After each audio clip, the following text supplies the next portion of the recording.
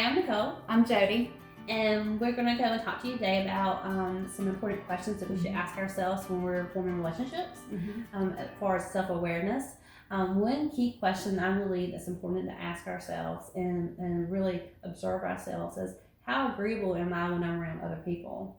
That can be critical because if you're not being real when you're with your friends, or even like especially forming friendships, that you may be stuck in that relationship for, not stuck, but be with that person for a while. Right. And a year later, you're looking at the person, and like, I don't know you. Where are these new like thoughts and opinions coming from? Because you've been agreeing with that person for the whole entire time. Right. Have you ever experienced that? I have, and you made me think of that term passive aggressive. I can tend to even be that way myself and just agree with everyone. It's just easier, and sometimes for me, it's just being lazy. Just if I'm going to be real with you, because I don't want to think. I don't want to have to draw that up, but in reality, at the same time, it's a slippery slope, because it's the beginning of losing yourself. And I know a lot of us, we don't know who we are, and I think that's the important thing about becoming self-aware, because once we lose who we are, we lose our voice, and we think that everything that we think and our opinions are off or wrong, and the enemy really starts coming in and attacking just who you are as a person. And so we've got to catch that early on if you are actually in the process of experiencing that, because it's okay to have a different opinion. It is.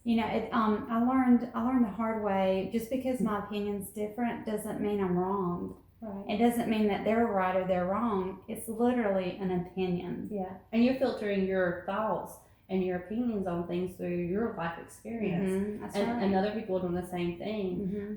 So it's just a way of how we each look at things. Right. The filter of your past, or the filter even of your presence, or the filter of other relationships that you've had hard times with, or the filter of negative words that someone has said to you before. You're not very bright. I get teased. I'm gonna go here. All right, I'm gonna go with this.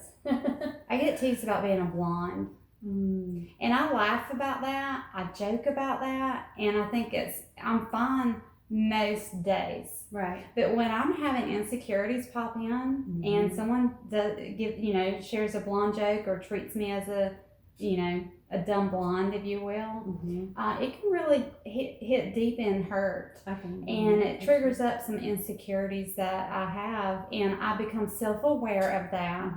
And I have to stop and go, wait a minute, that person's not a bad person. And if they would have made that joke yesterday, I would have laughed at it. But today I didn't. So what's different today? What's going on in my life and internally that I took it so personal and so serious? So as I become self-aware, it helps me process and work through those things a little bit better, and not attack that person or put them in a bucket. Now I'm going to stay away from them because they're going to hurt me. It's kind of like that scenario, once you touch the hot stove, you're never going to touch it again. If somebody hurts you, you're really going to keep a distance from them because you don't want to be hurt again. Right. Well, that's exactly what the enemy wants us to do when we've been wounded. Yeah. And becoming self-aware of that, and recognizing it's not necessarily something about us in that relationship. It was the filter I was using that day and in that moment that I got wounded.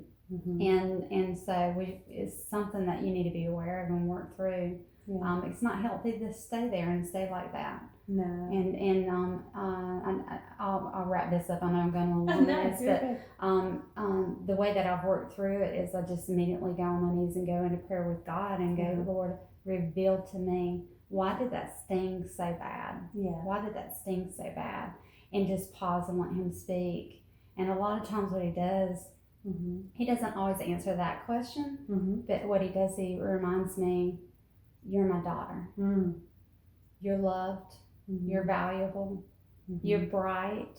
And I've walked with you through many things, and I'm still here with you. And embrace that. And then just in His presence causes all that to just kind of flee.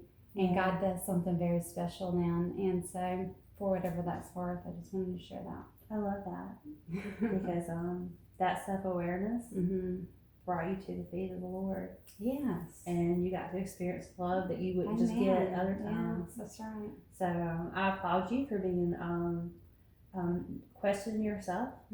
And what I want to challenge you guys is when you have an experience where you're with someone and you realize that you're all of a sudden becoming very sensitive about what someone's saying. Yes.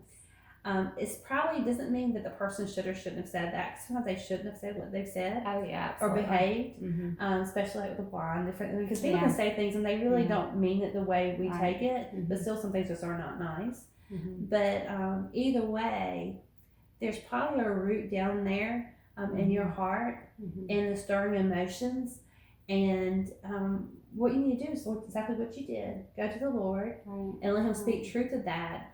And you grow from that, and you get in a deeper relationship with the Lord. And how sweet is that? And real quick before we sign off here, is it just ties so beautifully into Romans 8:28. For all things work together for good for those who love God and who are called according to His purpose. All right. So the good was that it brought me to the cross. So I'll take it any day. Exactly. Yeah.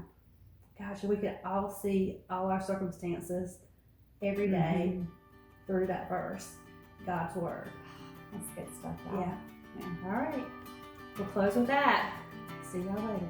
Bye.